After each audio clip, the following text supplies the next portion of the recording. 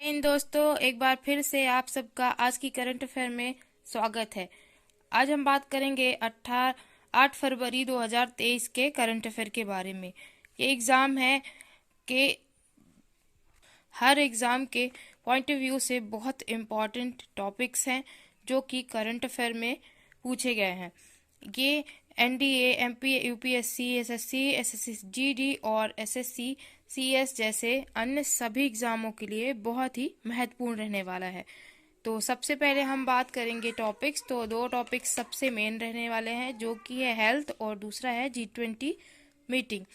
तो सबसे पहले चलिए बिना किसी देरी के आज के इस क्लास को स्टार्ट करते हैं। तो सबसे पहले हम बात करेंगे हेल्थ के बारे में, जो कि टॉपिक है GS2। यूपीएससी के सिलेबस GS2 से रिलेटेड है।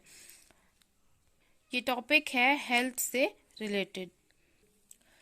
जैसा कि भारत सरकार राष्ट्रीय स्वास्थ्य मिशन के माध्यम से सिकल सेल रोग की रोकथाम और प्रबंधन के लिए राज्यों के प्रयासों में सहायता कर रही है। भारत सरकार ने राष्ट्रीय स्वास्थ्य मिशन के माध्यम से सिकल सेल रोग की रोकथाम और प्रबंधन के लिए राज्यों के प्रयासों में सहायता कर रही है। सिकल सेल रोग क्या है? यह एक पुरानी एकल जीन विकार है। जीर्ण संकल्पता, तीव्र एपिसोड, अंग और रोग धगल और जीर्ण अंग क्षति और जीवन प्रत्याशा में भी महत्वपूर्ण कमी के कारण एक दुर्बल प्रणालीगत सिंड्रोम का कारण बनता है। जैसे कि आप लोग देख सकते हैं, ये सिकल सेल रोग के कुछ स्ट्रक्चर हैं। जैसे कि ये है सिकल सेल, ये इस तरह से कुछ दिखाई पड़ता है और जब ये नॉर्मल होता है, ये नॉर्मल रेड ब्लड सेल हैं। जैसे कि ये नॉर्मल ऐसे गोला गोलाकार से दिखते हैं नॉर्मल, और जब ये क्रॉस सिस्टम ऑफ आरबीसी होते हैं तो ये इस तरीके से दिखते हैं, ये दो। जैसे कि उसका अगला सिरा, इसे नॉर्मल हीमोग्लोबिन भी कहते हैं। वही जब cross section of skin cells होते हैं, वो इस तरीके से एक दूसरे पे ऐसे क्रॉस होते हैं। अभी बात करते हैं इसके लक्षण की। तो इसके लक्षण, सिकल सेल रोग के लक्षण अलग अलग यानी कि हो सकते हैं। कुछ सामान्य लक्षण भी शामिल हैं, जैसे कि क्रोनिक एनीमिया, दर्दनाक एपिसोड जैसे सिकल सेल संकट के रूप में भी इन्हें जाना जाता है ना, और विलंबित वृद्धि और यौवन। अब बात करते हैं उपचार की। उपचार, इसमें रक्ताधान, ये रक्त अल्पता से छुटकारा पाने और दर्द संकट के जोखिम को कम करने में मदद कर सकता है। वहीं दूसरा है हाइड्रोक्सियूरिया। हाइड्रोक्सियूरिया यह एक दवा है, यह एक दवा का नाम है जो दर्दनाशक एपिसोड की आवृत्ति को कम करने में मदद कर सकती है। यानी कि जो दर्द होता है उसकी जो मात्रा है उसको कम करने में सहायता प्रदान करती है। और तीसरा है अस्थि मज्जा, या फिर स्टेम सेल प्रत्यारोपण द्वारा भी इलाज किया जा सकता है। अब बात करते हैं सरकारी पहल की। तो इसमें 2016 में सिकल सेल एनीमिया सहित हीमोग्लोबिनपैथी की रोकथाम और नियंत्रण के लिए तकनीकी परिचालन दिशा निर्देश जारी किए गए। इसमें उपचार और निदान के लिए 22 जनजातियां जिलों में स्थापित हैं। जैसे इसके उपचार और निदानों के लिए 22 जनजातियां जिलों में स्थापित हैं, जो जनजातीय जिले हैं उनमें स्थित हैं। बारी है दूसरे टॉपिक की, जो है GS2 हेरिटेज। ये हेरिटेज टॉपिक से रिलेटेड है। इसमें कक्ष के रण में होने वाली पहली G20 मीटिंग यानी टूरिज्म वर्किंग ग्रुप की बैठक के लिए भारत के ग्रामीण पर्यटन के सामने पेश किया जाएगा। कक्ष के रण में जो होने वाली पहली G20 मीटिंग है, उसकी बैठक के लिए भारत के ग्रामीण पर्यटन के सामने पेश किया जाएगा।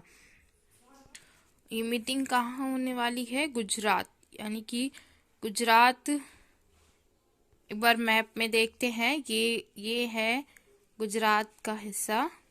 ये देखिए, ये है लिटिल रैम। यहाँ इधर से पाकिस्तान लगा हुआ है, यहाँ राजस्थान, ये राजस्थान वाला इलाका है।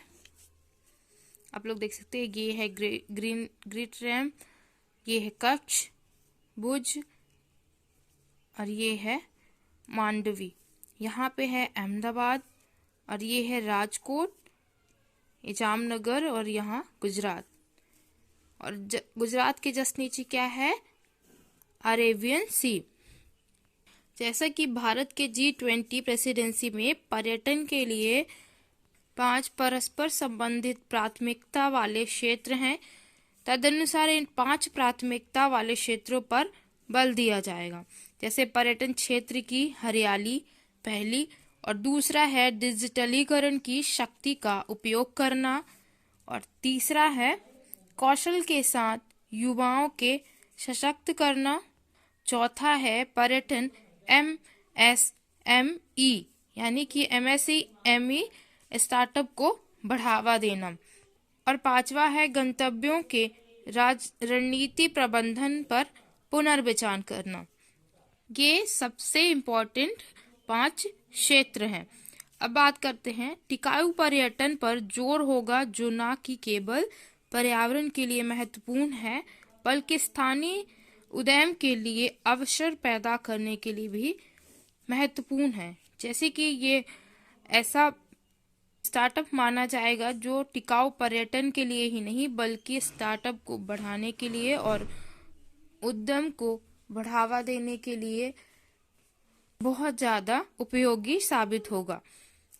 G20 इवेंट के लिए चुनी कई अलग अलग जगहों में अलग अलग तरह के स्वास्थ्य शामिल होंगे। जैसे कि ग्रामीण पर्यटक लाडपुरा खास कहाँ है? मध्य प्रदेश में। और पुरातात्विक पर्यटन धौलावीरा, और इको टूरिज्म यानी खनोमा विलेज नागालैंड में, है ना। तो ये रहे मेन G20 के कुछ इवेंट। अब बात करते हैं भारत में पर्यटन क्षेत्र की स्थिति। 2021 में सकल घरेलू उत्पाद में यात्रा और पर्यटन के कुल योगदान के मामले में विश्व यात्रा और पर्यटन परिषद के अनुसार भारत 6वें स्थान पर है। कौन से स्थान पर है? 6वें स्थान पर। विश्व धरोहर सूची में, यूनेस्को की विश्व धरोहर सूची में भारत के 40 स्थान सूचीबद्ध हैं। क्या है? सूचीबद्ध। और वहीं भारत वर्तमान में विश्व आर्थिक मंच के यात्रा और पर्यटन विकास सूचकांक 2021 में 54वें स्थान पर है। कौन से स्थान पर? 54वें स्थान पर।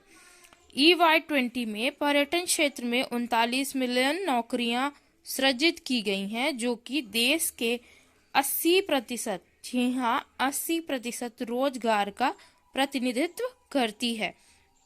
अब बात करते हैं सरकारी पहल, यानी कि G20 मीटिंग को लेकर गवर्नमेंट द्वारा किस तरीके से कदम उठाए गए। जैसे कि स्वदेशी दर्शन योजना, दूसरा देखो अपना देश पहल, तीसरा राष्ट्रीय हरित पर्यटन मिशन, चौथा प्रसाद योजना, और पांचवा क्या है? बौद्ध सम्मेलन। और भारत के पर्यटन क्षेत्र में संबंधित चुनौतियां क्या क्या हैं? जैसे इंफ्रास्ट्रक्चर में कमी आना, बचाव और सुरक्षा, और तीसरा है कुशल जनशक्ति का अभाव होना, चौथा है मूलभूत सुविधाओं का ना होना अथवा मौसम का अभाव बदलना, है ना। सो फ्रेंड्स, आई होप आपको आज का वीडियो बेनिफिशियल लगा हो। प्लीज़ वीडियो अच्छी लगी है तो लाइक कर देना, और जो भी क्वेरीज हो और आपको जो चाहिए है इसमें जो समझ नहीं आता या फिर कुछ अगर आपको इसमें सुधार करना है तो प्लीज़ मुझे कमेंट बॉक्स में ज़रूर बताएं। अपनी क्वेरीज लिखें ताकि मैं उन सबको सुधार कर सकूं और वीडियो को ज़्यादा से ज़्यादा आपके उपयोगी बना सकूं। तो वीडियो में नए आए हो तो ज़रूर चैनल को सब्सक्राइब करें। मिलते हैं नेक्स्ट वीडियो में, तब तक के लिए जय हिंद।